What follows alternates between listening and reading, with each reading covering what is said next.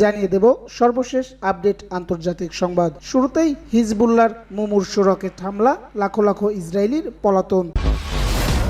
একই সঙ্গে ইসরায়েলি বিমান ঘাঁটিতে ক্ষেপণাস্ত্র হামলা হিজবুল্লাহর। সেই সঙ্গে ইসরায়েলের রাফায়েল প্রতিরক্ষা কোম্পানিতে হিজবুল্লাহর হামলা। এদিকে তেল আবিব বিক্ষোভ, নেতানিয়াহুর বিরুদ্ধে যে অভিযোগ ইসরায়েলদের। আরও থাকছে ইরানে কয়লা খনিতে বিস্ফোরণে নিহত বেড়ে 51। এবং সর্বশেষ ইতিহাস সৃষ্টি করে জয়ী দিশানায়েক। এতক্ষণ শুনছিলেন সংবাদ শিরোনাম, এখন বিস্তারিত। হিজবুল্লাহর মুমূর্ষু রকেট হামলা, লাখো লাখো ইসরায়েলির পলায়ন। ওয়্যারলেস যোগাযোগের যন্ত্র, পেজার ও ওয়াকিটকি বিস্ফোরণ হামলার প্রতিশোধে ইসরায়েলের উত্তরাঞ্চলে ঝাঁকে ঝাঁকে রকেট ছুড়েছে লেবাননের সশস্ত্র গোষ্ঠী হিজবুল্লাহ। মুমূর্ষু রকেট হামলায় ইসরায়েলে ব্যাপক আতঙ্ক ছড়িয়ে পড়েছে। হামলা থেকে প্রাণে বাঁচতে লাখো লাখো ইসরায়েলি আশ্রয়কেন্দ্রে পালিয়েছেন। হিজবুল্লাহর এই হামলার পর ইসরায়েলের উত্তরাঞ্চলের সব স্কুল ও সমুদ্র সৈকত বন্ধ ঘোষণা করে দেওয়া হয়েছে। বিষয়টি নিশ্চিত করে ইসরায়েলের সামরিক বাহিনী বলেছে, রোববার স্থানীয় সময় ভোর 5টার দিকে লেবাননের ভূখণ্ড থেকে ইসরায়েলের উত্তরাঞ্চলে একযোগে প্রায় 20টি প্রজেক্টিলাইলের প্রবেশ শনাক্ত করা হয়েছে। এরপর সকাল 6টার দিকে লেবানন থেকে আরও প্রায় 85টি প্রজেক্টাইল ছোড়া হয়েছে। ইসরায়েলি সেনাবাহিনীর মুখপাত্র লে কর্নেল নাদাব শোশানি ওপিকে বলেছেন, রকেটগুলো ধেয়ে আসার সময় ইসরায়েলের উত্তরাঞ্চল জুড়ে আশ্রয়কেন্দ্রগুলোতে লাখ লাখ মানুষ ঠাঁই নিয়েছেন। এর আগে ইসরায়েলি সামরিক বাহিনীর এক বিবৃতিতে বলা হয়েছে, লেবানন থেকে ছোড়া রকেট ইসরায়েলের উত্তরাঞ্চলের একাধিক স্থাপনা ও বাড়িঘরে আগুন ধরে গেছে।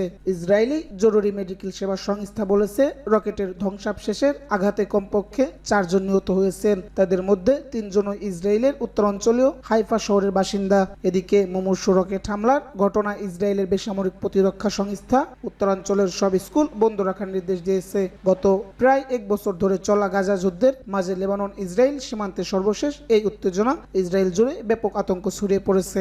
ইসরায়েলি সামরিক বাহিনীর ফ্রন্ট কমান্ড বলেছে, সোমবার সন্ধ্যা 6টা পর্যন্ত উত্তর ইসরায়েল জুড়ে শিক্ষা কার্যক্রমের অনুমতি দেওয়া হবে না। লে কর্নেল শোশানির মতে, এই সংঘাত লাখো লাখো শিশুর উপর প্রভাব পড়বে। মেডিকেল শিল্পে কর্মরত ইসরায়েলি বাসিন্দা প্যাট্রিস ওলফ এফপিকে বলেন, হাইফাই বহু সংখ্যক শিক্ষা প্রতিষ্ঠান বন্ধ দেওয়া হয়েছে আর অফিসগুলো জনশূন্য। ইসরায়েলি বিমান ঘাঁটিতে ক্ষেপণাস্ত্র হামলা হিজবুল্লাহর। ইসরায়েলের রকেট হামলা চালানোর দাবি করেছে লেবাননের সশস্ত্র গোষ্ঠী হিজবুল্লাহ। রোববার ভোরবেলা হাইফার পূর্বে অবস্থিত রামাত ডেভিড বিমান ঘাঁটিতে এই হামলা চালানো হয়েছে। লেবাননে বেসামরিক নাগরিকদের হত্যার প্রতিক্রিয়ায় এই রকেট ছোড়ার দাবি করেছে সংগঠনটি। রোববার আল জাজিরা প্রতিবেদনে এ তথ্য জানানো হয়েছে। বৈরুত থেকে আল জাজিরা প্রতিনিধি জানিয়েছেন, 2006 সালের পর এই প্রথম হিজবুল্লাহ রকেট 20 কিলোমিটারের বেশি দূরে আঘাত করলো। ধারণা করা হচ্ছে তারা 45 এমনকি 50 কিলোমিটার দূরের লক্ষ্যবস্তুতেও আঘাত হানতে পারে, কেননা এই দূরত্বের বিভিন্ন এলাকায় যেমন রামাত ডেভিড বিমান ঘাঁটিতে রকেট আঘাত বা প্রতিহতের খবর আমাদের কাছে এসেছে। ইসরায়েলি সামরিক বাহিনী বলেছে, লেবানন থেকে 10টি রকেট উৎক্ষেপণ করা হয়েছিল এবং বেশিরভাগই ভূপাতিত করা হয়েছে। এর আগে শনিবার এক বিবৃতিতে সেনাবাহিনী দাবি করেছিলেন, লেবাননের দক্ষিণাঞ্চল জুড়ে শত শত বিমান হামলা চালানো হয়। হিজবুল্লাহর আক্রমণ প্রতিরোধে এই পদক্ষেপ নেওয়া হয়েছিল বলে জানিয়েছেন তারা। অবশ্য এখন পর্যন্ত হামলায় কোনো হতাহত বা ক্ষয়ক্ষতির তথ্য প্রকাশ করেনি ইসরায়েল। ইসরায়েলের রাফায়েল প্রতিরক্ষা কোম্পানিতে হিজবুল্লাহর হামলা।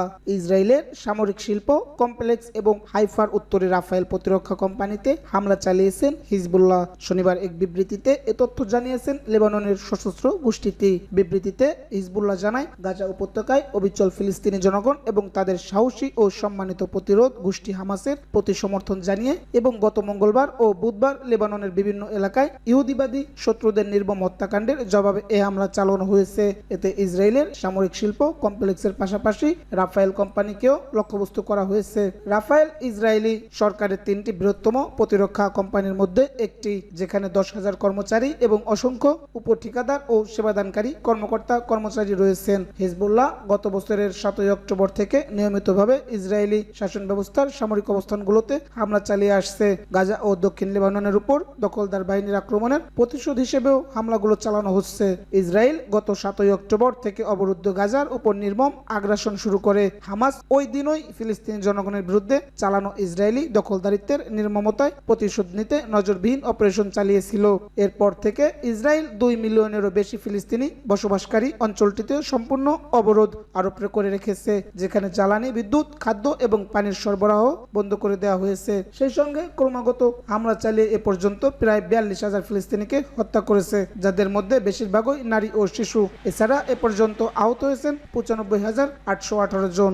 তেল আবিবে বিক্ষোভ, নেতানিয়াহুর বিরুদ্ধে যে অভিযোগ ইসরায়েলদের। গাজায় আটক ইসরায়েলি নাগরিকদের পরিবারগুলো সহ হাজার হাজার ইসরায়েলিদের বিক্ষোভে রীতিমতো উত্তাল রাজধানী তেল আবিব। তাদের অভিযোগ, প্রধানমন্ত্রী বেনিয়ামিন নেতানিয়াহু লেবাননে হিজবুল্লাহর বিরুদ্ধে যুদ্ধের শ্রদ্ধাবরণে জিম্মি উদ্ধারে গড়িমাসি করছেন। শনিবার তেল আবিবের প্রতিরক্ষা মন্ত্রণালয়ের সদর দপ্তরের কাছে এক সংবাদ সম্মেলনে জিম্মিদের পরিবারের সদস্যরা বলেন, দখলকৃত উত্তর ফিলিস্তিনে যুদ্ধ শুরু করার নামে নেতানিয়াহু জিম্মিদের উদ্ধারে গড়িমাসি করছেন। তিনি তাদের পরিত্যাগ করার ক্ষমতা রাখেন না। পরিবারগুলোর অভিযোগ, নেতানিয়াহু তাদের গাজায় আটক স্বজনদের জীবনকে অবহেলা করেছেন, সেই সঙ্গে বহু ফ্রন্টে উত্তেজনা আরও বাড়াতে মনোনিবেশ করেছেন। এই পরিস্থিতিতে তারা প্রেসিডেন্ট আইজ্যাক হারজোগের প্রতি বিলম্বে হস্তক্ষেপ করার আহ্বান জানিয়েছেন, যাতে নেতানিয়াহুর সরকারকে ফিলিস্তিনি গোষ্ঠীগুলোর সঙ্গে জিম্মি বিনিময় চুক্তিতে আলোচনার জন্য চাপ দেওয়া হয়। ইসরায়েল সরকারের কারাগারগুলোতে বর্তমানে প্রায় 9,500 ফিলিস্তিনিকে বন্দী করে রাখা হয়েছে।